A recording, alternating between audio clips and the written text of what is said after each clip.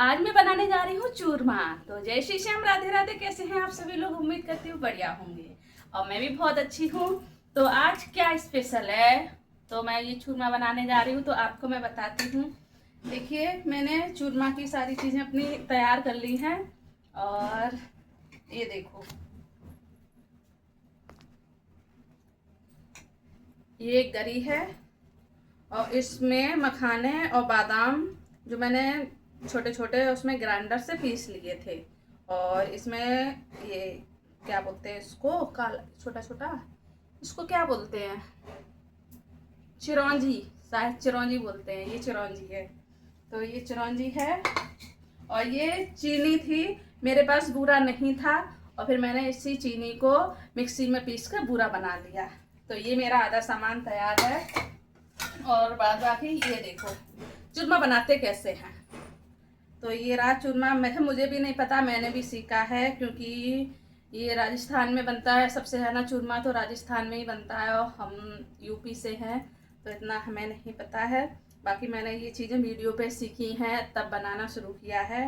तो मैंने आटे को मार लिया था और आटे को गूंद करके फिर ऐसे करके पेड़े बनाए थे, इस तरीके से ऐसे ऐसे करके। और फिर अपने इस कढ़ाई में ये मैंने ये घी अपना घर का ही है जो मेरा ठक्का मैंने किया था इसको, और इसी में मैं ये भोग बना रही हूँ। तो कल है एकादशी और कल एकादशी है तो हमें मंदिर में जाना है, तो हम शाम को ही निकल जाएंगे मंदिर के लिए। तो इसी वजह से मैं अभी बना रही हूँ अपने श्याम बाबा के लिए भोग। तो ये देखिए, ये मैंने इसमें कढ़ाई में फ्राई कर लिए थे और ये बहुत ज़्यादा गर्म थे, ठंडे हो जाएं इसलिए मैंने इस तरीके से इनको तोड़ लिया है। ये देखो, तो ये हमारे ठंडे हो गए हैं।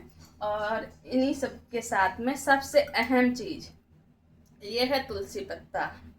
तो इसके बिना तो भोग का कोई मतलब ही नहीं है। तो इनके बिना मैं अभी ये सारा सामान तैयार किया, फिर मैं ऊपर छत पे गई तो तुलसी मैया से ओम नमो भगवते वासुदेवाय का नाम जप करके और उनसे मांग के ये पत्ते लाई हूँ श्याम बाबा के इस चूरमे में भोग लगाने के लिए, क्योंकि इसके बिना वो स्वीकार नहीं करेंगे। तो वो होता ना, राधा बिन श्याम मिले कैसे और तुलसी बिन भोग लगे कैसे। राधा मैया बिना श्याम बाबा मिलेंगे नहीं, श्याम जी मिलेंगे नहीं, और तुलसी बिना उनको भोग स्वीकार नहीं। तो सारी चीज़ें अपनी लेके आई हूँ और मैं उसी की तैयारी कर रही हूँ। तो वैसे तो इसे मीड़ने में टाइम ज़्यादा लग जाता है, तो मैं इसे ना मिक्सी में पीस लूँगी। ज़्यादा बारीक नहीं करना है, मोटा मोटा सा पीसना है। तो अभी मैं पीस के दिखा रही हूँ। तो ये देखिए, ये मैंने इसको पीस लिया, इस तरीके से पीसना है। ये देखो, इस तरीके से हो गया है हमारा चूरमा तैयार। अब इसमें मिलाते हैं हम ये सारी सामग्री। और सबसे ज़्यादा बात है कि जब प्रसाद बनाते हैं तो पूरी शुद्धता का पूरा ध्यान रखा जाए। तो मैं इसी वजह से अपने अकेले में, बिल्कुल अकेले में, यानी कि सारा किचन का जो भी काम ख़त्म करना था वो पहले हो गया। फिर मैंने ये लगभग कितना टाइम हो गया है, 3 बजने वाले हैं। तो यहाँ इस टाइम पे ना ही कोई किचन में आएगा और ना ही कोई हमें बीच में कोई चीज़ हमारी इधर से उधर छूने की कोशिश करेगा। और बाद बाकी मैंने गंगा जल से पूरी अपनी किचन को खींच लिया था और शुद्ध कर लिया था। सारी चीज़ों को, जितनी भी चीज़ मैं यूज कर रही हूँ सब पे गंगा जल वगैरह मैंने खींच लिया था ताकि सारी शुद्ध हो जाए चीज़ें। तो इसमें मिलाते हैं अपना ये सारा सामान। तो ये देखिए, जितनी मेरे पास मेवा थी मैंने सब कुछ इसमें मिलाया है। और ये बाबा श्याम को अच्छा ही लगेगा क्योंकि इनमें मैं प्यार डाल रही हूँ। इस चूरमे में बड़े प्यार से बनाती हूँ। मैं जब भी जाती हूँ खाटू, 11 को खाटू जाती हूँ जब भी, तो मैं घर से ही चूरमा बना के लेके जाती हूँ।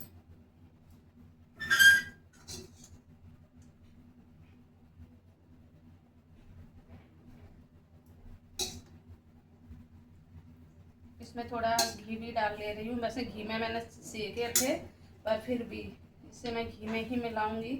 ये काफ़ी अच्छे से बन के तैयार होगा, देखना। हमारे बाबा श्याम अपने आप को रोक नहीं पाएंगे मेरा चूरमा चखने से। देखना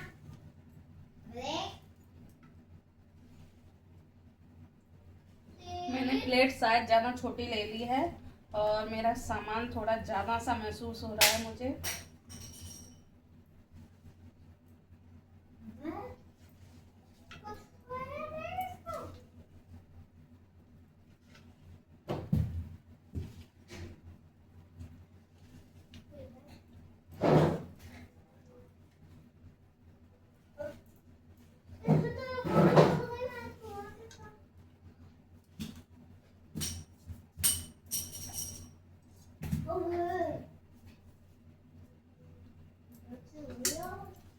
इसमें मैं अच्छे से ये घी मिला दूंगी।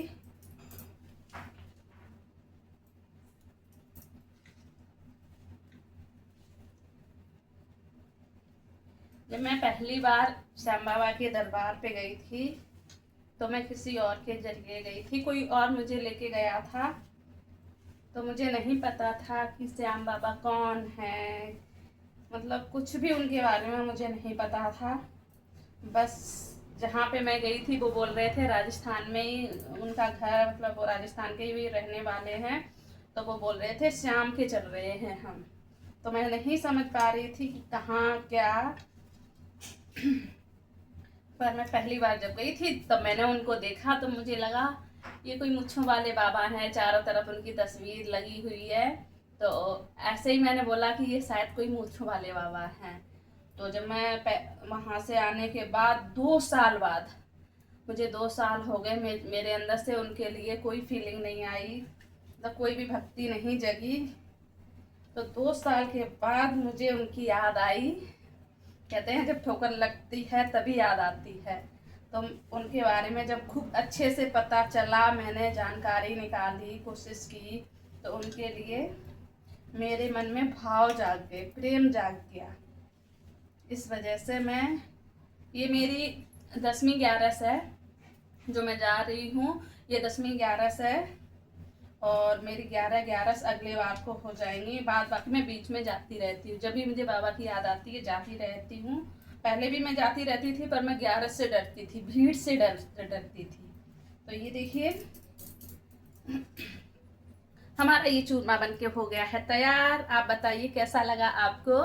तो कौन कौन जा रहे हैं खाटू श्याम? मैं तो जा रही हूँ, आप भी आइए, निर्जला एकादशी है। तो ये मैं तो बाबा श्याम के लिए तैयार कर लिया। अब इसे ऐसी जगह रखूंगी किसी के हाथ ना पहुंचे। अभी मैं, क्योंकि दोपहर हुई है, शाम को निकलना है, तब तक इसे कोई छुए ना, अशुद्ध ना हो, इसे सुरक्षित तरीके से मुझे रखना है, मुझे ही लेके जाना है। तो जय श्री श्याम, राधे राधे। मिलते हैं अगले ब्लॉग में अपनी सिलाई मशीन के साथ। अभी सामान भी आया है, कुछ कपड़े भी आए हैं, वो भी आपको दिखाने हैं। तो जय श्री श्याम।